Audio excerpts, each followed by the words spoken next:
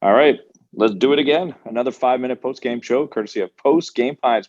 Put 5 minutes on the clock. Let's go. Just like that. Hey, look at that. The Canadians got 2 points. Big victory against a team that just doesn't lose on the road, the Calgary Flames, Mitch. Yeah, the Calgary Flames come here to the Bell Center, and Canadians find a way to get to 2 points. And Sean, I thought it was a carryover from the game against the Kings. It's 2 games in a row now where the Canadians show life, energy, passion, pushback, aggressiveness, and I like it. I like it. I think they're starting to stand up for each other. They're not going to take any crap out there on the ice, and we saw that in the second period. And I think they're learning or adjusting to finding things that happen in a game to spark their emotions, to get the juices flowing. And I thought we saw it again tonight against Calgary. So it's fun to watch. It's good to see, and all in all, a good win for the Canadians. Yeah, a couple things that I noticed, Mitch. One, they let in an early goal, and it didn't affect them the rest of the way. That early deflection goal, Sure. just kind of a bad bounce. That in the past they were done. They were done after that. Not the case tonight. They got a big penalty kill again. Pizzetta takes a penalty. We could talk about the refs if you want. We don't need to, but nonetheless, he takes a penalty. They kill it off. They score a power play goal. All these little things that weren't happening before are happening to the Canadians right now. And, yeah, it's not many wins. The mountain's really high for them to climb. But look at that. Before they go on the road, they have a point streak now. And I'm with you. They're building something small, sure, small. But if, one win turns to two, they have to turn it to four or five a couple times this season. But you start with one before you get to two.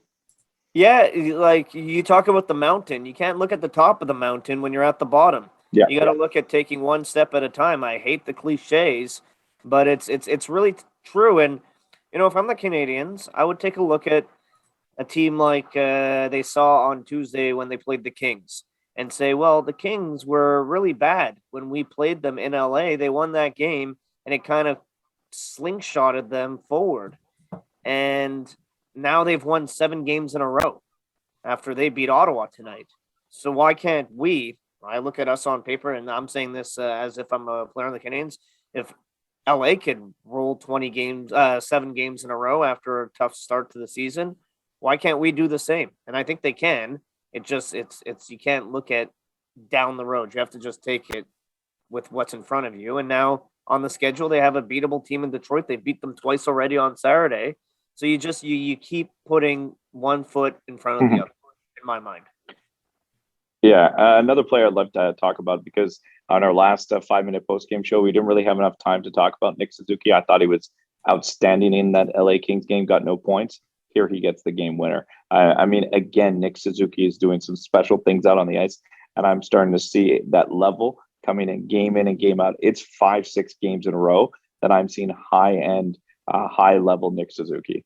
Yeah, he's getting points and he's getting chances. And tonight he scores the goal. I love the cheekiness, Sean, of that goal, bouncing it off Yeah. Markstrom's pad and in. And also, apparently, he tried it earlier in the game, and Markstrom told him, "You're not going to score like that on me." And then he ends up scoring the game winner, bouncing it off his leg and in.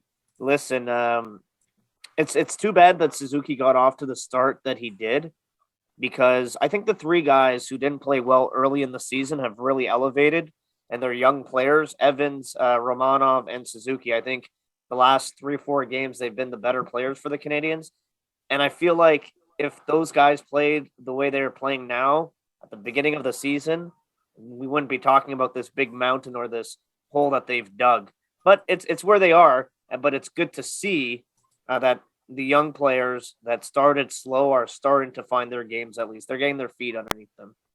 Another player that started off slow, and look, it's not like we're counting how many goals he has, right, in Ben Sherratt, but his game overall is a whole lot better, and it's one of those veteran players they needed on the blue line. And even the last couple games, David Savard has been a little bit better, and you can see that progress. So I think if those two guys find their game, they get Joel Edmondson back, it could be a game changer for the Canadians. I think so, and I think defense was a big problem early on, but right now defense isn't as much a problem. And with Edmondson coming back, maybe it won't be a problem at all. And maybe this weekend we'll go streaking. What does everybody do, Mitch? That's it. 5 Smash minutes. that like button, man. Smash the like button, click, listen, subscribe, and thank you for listening to the Post Game Pints podcast.